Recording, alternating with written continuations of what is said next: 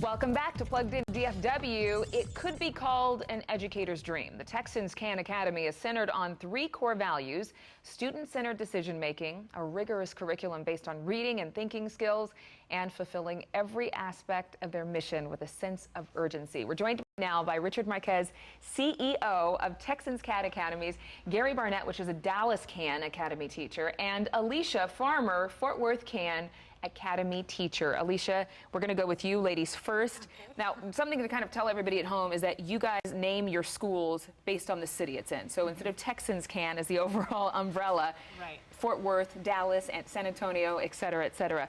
Alicia, you're a social studies teacher, and social studies kind of takes on new meaning as you help these young people who enroll at the Academy with basic needs of life. Tell us a little bit about that. Well, I think educators, non-educators, we can all agree that if a student's basic needs aren't fulfilled, they struggle every day in their everyday life. It's very challenging for them to learn if their tummies are hungry and they're not warm. And so at our campus, we have a 90-to-1 advisor to student ratio where we help fulfill the basic needs of every student so that they can learn and they do achieve success in our classroom. Kind of giving us a definition of why it's called CAN at all. Right. Mr. Barnett, you teach credit recovery, is that right? Yes. And this has nothing to do with your credit score. No. It's with making sure you have enough units to go on to higher education. Right. Recovering credits, yes. Why did you choose to teach at a school like Texans Academy versus more traditional high school? I wanted to make sure that I was able to make a difference. I heard about people, the Academies making a difference, and I wanted to be a part of that change. And I said that since I was fortunate enough to have the chance to graduate high school in a traditional setting, I knew that there was also students who didn't have that chance, and I wanted to go back and make a difference and be a part of that change. I'm sure that's part of the reason why, Mr. Marquez, you started this whole mission. You're the CEO of Texans Academy. Is that the main purpose? Is that possibly the public education system could learn a thing or two about charter schools, about education in general? You know, one of the things about what we do and what the public schools do is that we're not in competition. We take the kids that are failing in the system in general. Nobody wants them anyway. And so we pick them up regardless of who they are and where they are, because the whole philosophy is no one knows what lives in the heart and the mind of a child. And so no one knows which one of those kids is going to become the next president of the United States, the next president of GM or whatever. You never know. So, I mean, you look at the whole human dimension and you see these kids falling off from the system. You have to provide an environment for them to go to school. You have to. It's really a moral imperative than it is anything else. Well, you said something very, some might say controversial, is nobody wants them anyway. Do you feel that our society has failed young people to a degree by saying, you know what, statistics say you're only going to make this much money. Statistics say we're likely going to be supporting you with government assistance. And stats say that you might also get some run-ins with the law in your entire life, and so therefore it's not worthwhile to invest? We've created predeterminations based on economics and based on social issues. Our school systems run like factories. They're designed to deal with the middle-of-the-road individual. They're not designed to deal with children in general. And so they're successful with 70%. So they give away the idea that they know 30% of them aren't going to make it. So they've already capitulated to it.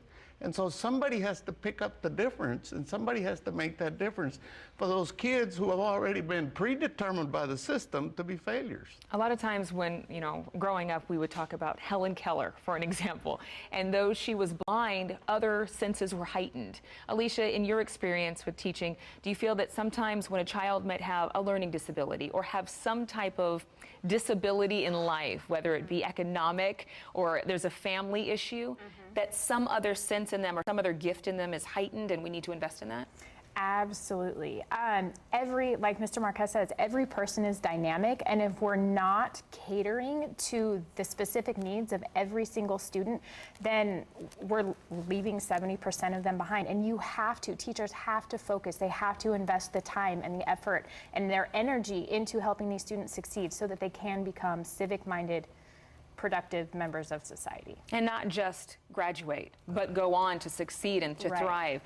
Gary, you talked about your own impact and how you wanted to make a difference. If there was something you could tell other teachers? And obviously, most teachers get into the business because they have a passion. They do care. They want to change the world. Absolutely. And the system, obviously, like every other system, government or otherwise, needs help. What would you tell, Gary, other instructors has helped you to teach these children better? I would first tell them that every student deserves a quality education. Though all students learn differently, it's up to us to find their type of learning style in which they learn. Depending on which socioeconomic background they come from, they deserve to a quality education, and it's up to us as teachers and other instructors to find that need and be able to give them what they need to be successful in our society. Right. And again, I think we're going to have another chance to speak to you, Mr. Marquez, about how you keep teachers happy. Because that's just, the kids are a huge part of the education system, but then you've got the side of how do you invest enough in teachers to retain the best instructors and make sure that their, longevity lasts throughout the course of the child that they're teaching, through those 4 years and beyond. So we'll talk a little bit more. Still ahead, we're going to continue our discussion with Texans Can Academy. Find out why graduation rates are soaring for students who were once considered unteachable. After this.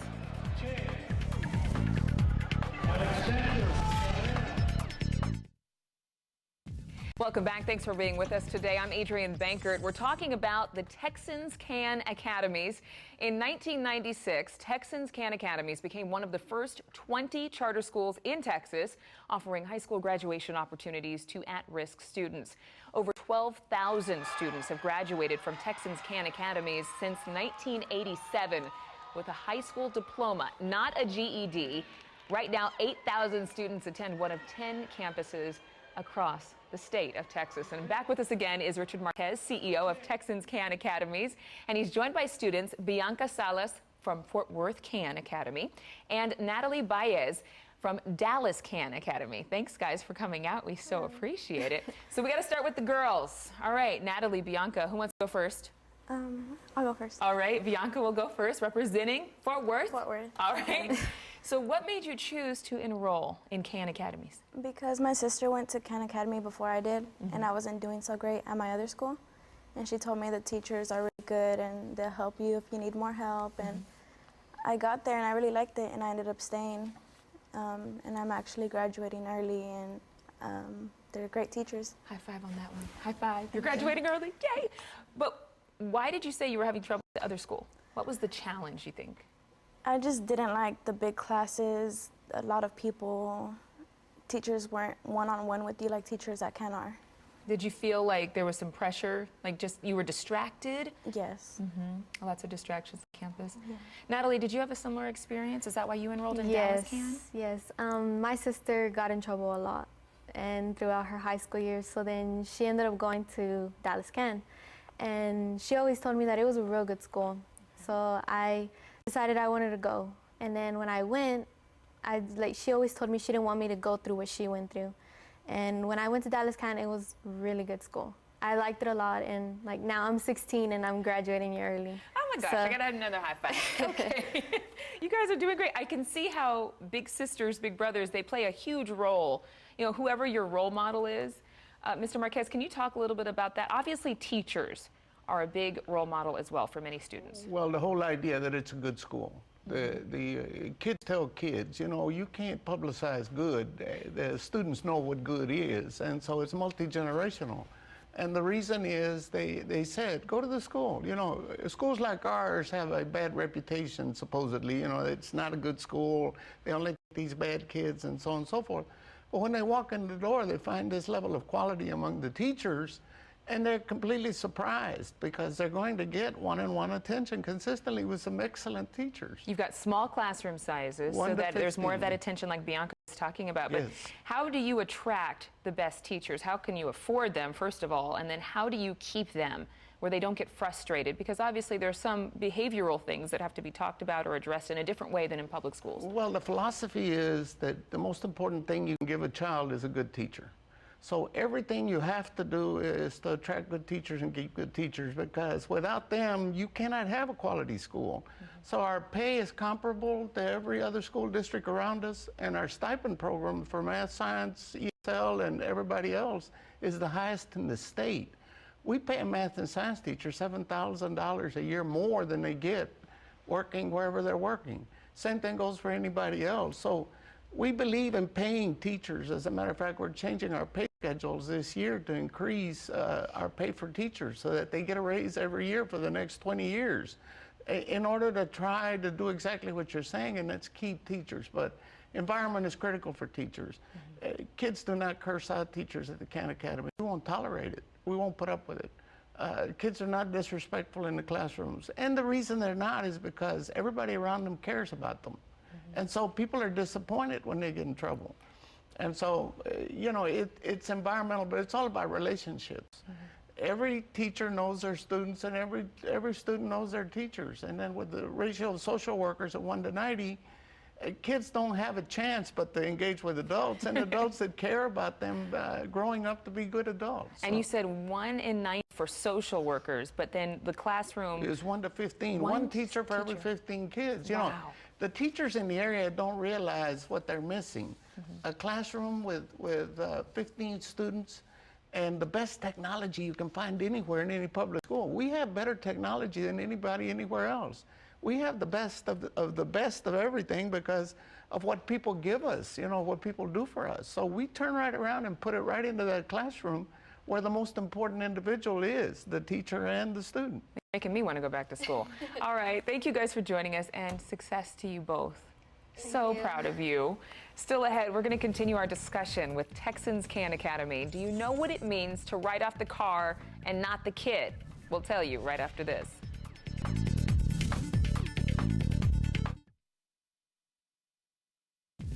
I'm Adrienne Bankert. Welcome back to Plugged Into DFW. Today we're talking with the Texans Khan Academy.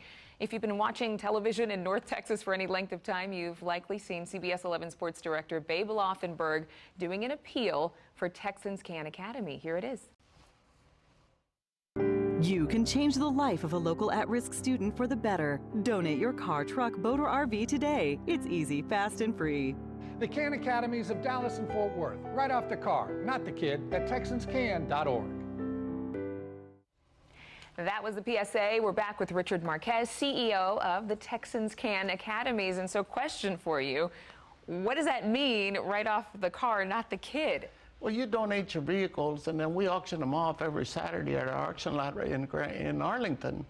And we take the net of the proceeds of operation and everything else. We take the net and we put it into the schools so that we can do things at the schools that the state doesn't give us money for. The state doesn't give us about anywhere from $200 to $2,000 that they give the other schools. So we have to make it up for facilities and all kinds of other things. And so we have to fundraise. So what you're saying is that because you're a charter school, you only receive a fraction of the funding of most public high schools. About 3/4. Okay. And so making up the difference requires fundraising and asking the community for support. So cars have been a key. Yes, and cars have been a tremendous key to us in terms of generating dollars. We make about 25 to 30% of the entire operation. We net 25 to 30%, which is fantastic for any enterprise or any business. And so we run it completely like a business. And we're completely different than any of the other people who you donate your cars. There's one out there who claims to be us and uses the number 4 rather than the FOR.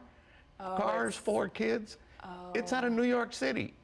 So that is not a local charity. It's completely out of New York City. There are all watch these your commercials. Well, there are all these charities now coming up. Give us your car. Give us your car. Well, they're all based in California, New York, and everywhere else.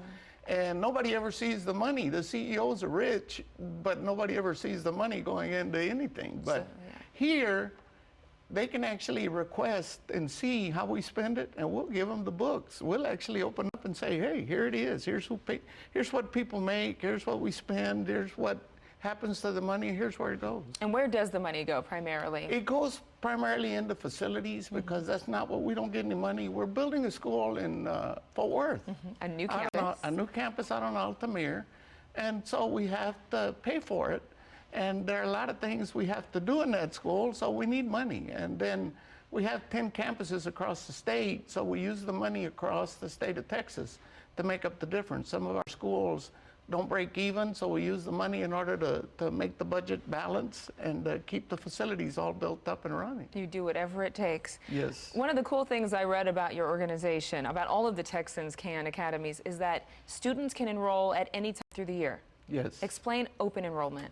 Well, what I understand and what we understand about humans is that on the day they have hope, on the morning they get up and they have hope in their heart about coming back to school or doing something in school, you can't say no. The last thing you can ever tell a human who has hope on that given day is no, or come back later, or come so-and-so. So the rule is they show at the door, we don't care who they are, as long as they're between the ages of 14 and 21, we'll enroll them. Wow. And is it because of your own story that you're so passionate? Because you have a unique storyline yourself in relation to education, in relation to overachieving, in relation to not giving up hope. Why don't you tell us a little bit about that? Well, I'm one of 14 kids, and I'm a high school dropout.